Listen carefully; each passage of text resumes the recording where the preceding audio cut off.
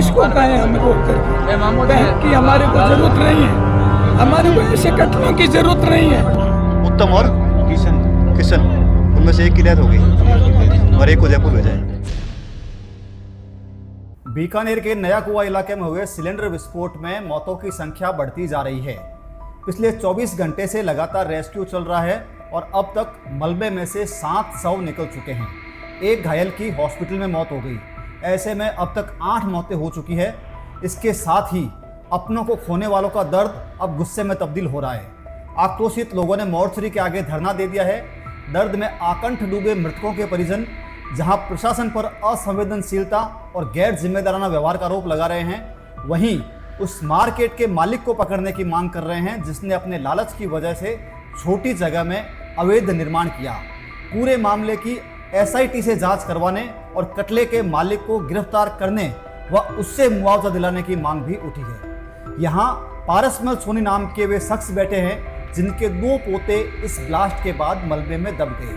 एक की मौत हो गई और दूसरे को गंभीर हालत में जयपुर भेजा गया है। उनका दर्द अब गुस्सा बनकर यूं निकल रहा है। मेरा नाम पारसमल सोनी है। पारसमल सोनी? हाँ, देशनोक का हूँ मैं। मेरे पोते यहाँ मजदूरी करने के लिए आते थे, वो दोनों ही दब गए। दोनों दब गए? हाँ, एक को तो जयपुर रेफर किया। हाँ। और एक यहाँ पर खत्म ही हो गया। क्या नाम? आज 5:30 बजे निकल गया। किशन की शादी 3 महीने पहले हुई है। हाँ, और करें तो क्या करें, किसको कहें हमें रोक करके? बैंक की हमारे को जरूरत नहीं है, हमारे को ऐसे कटलों की जरूरत नहीं है। जो ये कटले बन रहे हैं उनमें सोनारों के बच्चे तो जाएंगे, मजदूरी नहीं है तो क्या करते हैं? तो गए वो तो ऊपर आ गया। ऐसे कटले होते हैं, गांव से आते हैं मजदूरी करके गांव ले जाते हैं, घर का पालन करते हैं। 2 ही बच्चे थे, दोनों काम आ गए। मैं तो मजदूरी मारता। और हम तो पैसे के लालची नहीं है, हमारे को नहीं चाहिए गवर्नमेंट का पैसा। धरने पर बैठे मनीष लांबा कहते हैं इस पूरे मामले में किसी थाने के स्तर पर नहीं बल्कि SIT बनाकर जांच होनी चाहिए। भाई साहब 8 मृत्यु हो चुकी है जी। और 4 गंभीर घायल हैं, जिसमें से एक व्यक्ति को भी जयपुर रेफर किया है जिसके सिर में भयंकर चोट है जी। हम चाहते हैं चारों का इलाज बहुत अच्छे से हो जाए जी। तो प्रशासन कर भी रहा है, लेकिन ये जो 8 मृत्यु हुई है जी। इस मृत्यु पे सरकार इन गरीब लोगों को क्या मुआवजा देगी? जी। जो भी ये व्यक्ति एक्सपायर हुए हैं वो एक हाथ से काम करने वाले बहुत ही निम्न वर्ग के कारीगर थे। उन कारीगरों के लिए कुछ की डेड बॉडीज यहाँ से बंगाल तक भी भेजनी है जी। उसकी व्यवस्था कैसे होगी? ये गरीब समाज, गरीब व्यक्ति हैं और इसमें हर समाज के लोग हैं, ब्राह्मण भी हैं, सुनार भी हैं, मुस्लिम भी हैं, समस्त जातियों के लोग हैं। तो प्रशासन अभी तक भी मौके पर आया नहीं है। कल से लगातार मोर्चरी के आगे बैठे हैं, कोई भी बड़ा अधिकारी, कलेक्टर, IG, SP अभी तक कोई मौके पर नहीं आया। इस प्रकार से अगर घटनाएं होने के बाद में भी ये लोग इतने संवेदनशील नहीं होंगे तो कैसे काम चलेगा? हम ये चाहते हैं कि प्रत्येक परिवार, प्रत्येक जो भी व्यक्ति गुजरा है उसको मिनिमम 15 लाख रुपए सरकार की तरफ से सहायता मिले। एक SIT टीम का गठन हो कि जिसके कारण से जो घटना हुई है इसकी पूरी जांच करवाई जाए। एक नॉर्मल जांच, एक थानाधिकारी से जांच करवाने पे हम संतुष्टता नहीं मानेंगे। SIT का गठन होना चाहिए। और जिसका मार्केट था, क्या वो डबल बेसमेंट का उसके पास परमिशन थी? नहीं थी तो उसने सेफ्टी फीचर से क्या किया? इस प्रकार से उस परिवार के या उस मालिक को सबसे पहले गिरफ्तार किया जाए। अगर वो गिरफ्तार नहीं होता है तो ये धरना नहीं उठेगा। कौन है? मार्केट किसका ये? कोई राजू जी मदान नाम से कोई व्यक्ति है, सिंधी समाज के हैं वो जी। हम ये चाहते हैं कि उस व्यक्ति को बुलाएं जी। उसने किस तरीके से इसको किराए पर दे दिया? डबल बेसमेंट, 7 फुट हाइट का भी नहीं बनाया, गैस पास होने का कोई सिस्टम नहीं है। एक ही उत्ते से परिसर में 15-16 सिलेंडर हैं। 16 सिलेंडर थे उसमें? 15-16 सिलेंडर थे ऊपर से नीचे तक। कुल कितनी दुकानें थी उसमें? दुकानें लगभग उसमें मिला के नहीं 25 एक दुकानें थी।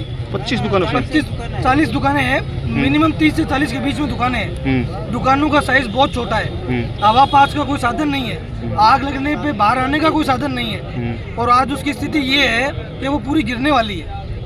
कोई किसी भी प्रकार का उसका परमिशन नहीं है, कोई सेफ्टी फीचर्स नहीं है, तो इस तरीके से काम कैसे होगा? तो क्या परमिशन देने वाले जिनकी नजरों के सामने बने वो दोषी नहीं है इसमें? बिल्कुल सर, जो लोग उनको नोटिस भी दिया गया है। कल हम एक वहाँ पर व्यक्ति थे जिन्होंने इनकी आज से कुछ दिन पहले शिकायत की है, लेकिन उस शिकायत पर भी कोई कार्रवाई नहीं हुई। इस प्रकार से डबल बेसमेंट के जो भी वहाँ पर कॉम्प्लेक्स बने हुए हैं, प्रशासन उस पर कार्रवाई क्यों नहीं कर रहा? इस प्रकार से अगर मौतें होती रहेगी, सिलेंडर फटते रहेंगे, एक व्यक्ति है जिसके 6 बहनें, वो अकेला कमाने वाला था, अब उसके परिवार में कोई कमाने वाला नहीं है।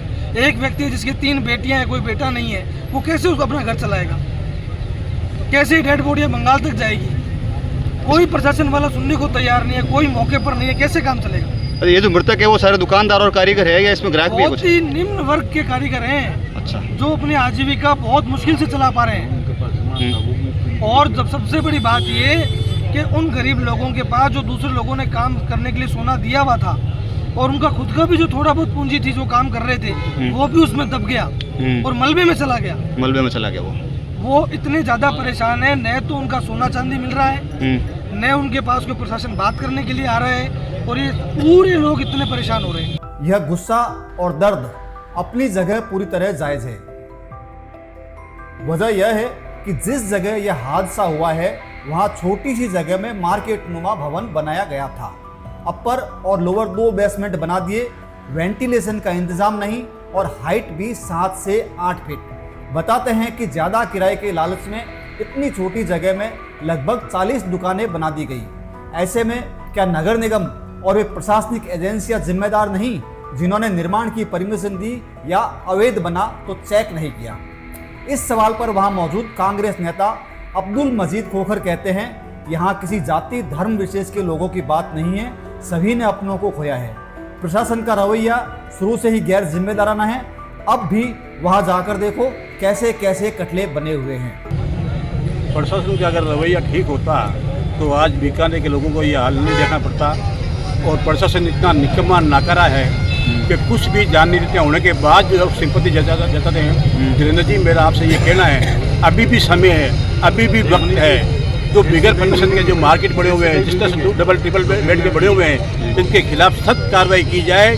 और मृतक परिवार को कम से कम, जैसे मनीष जी ने भी कहा, 15 लाख रुपये मैं तो कहूँगा, उनको कम से कम 30-30 लाख भी दिया जाए।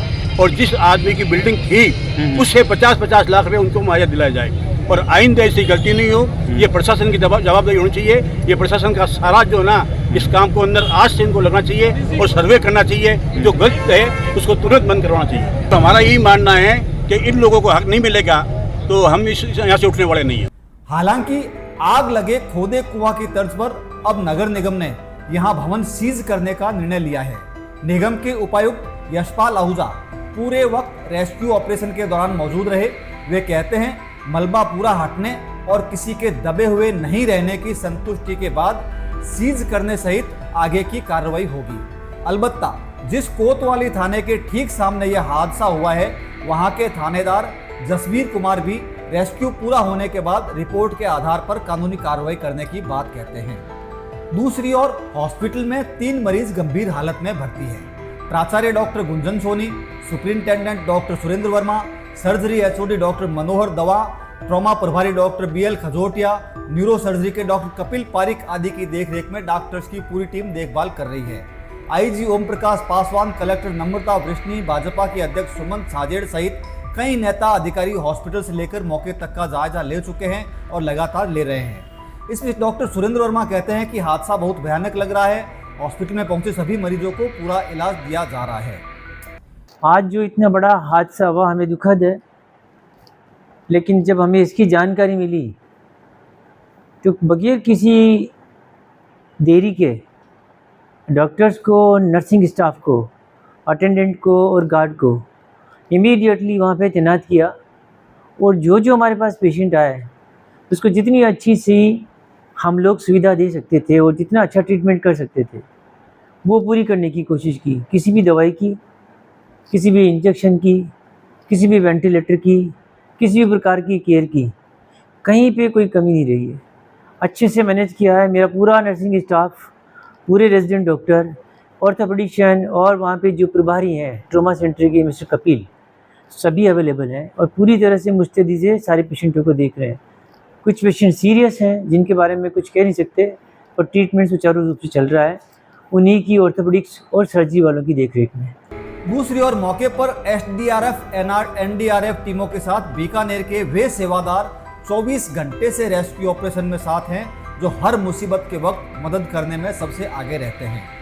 असहाय सेवा संस्थान और खिदमतगार खादिम सोसाइटी के इन सेवादारों में हाजी जाकिर, हाजी नसीम, शोएब भाई, मोहम्मद जुनैद खान, राजकुमार खड़गावत, तैयब आदि कई लोग शामिल हैं।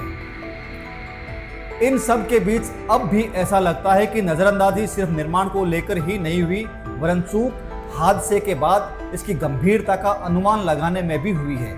जब हादसा हुआ तो मौके पर मौजूद चाय की दुकान वाले रविंद्र सिंह ने कहा भी था कि अभी अभी 25 से 30 कप चाय देकर आया हूं। मतलब यह कि इतने लोग अंदर थे।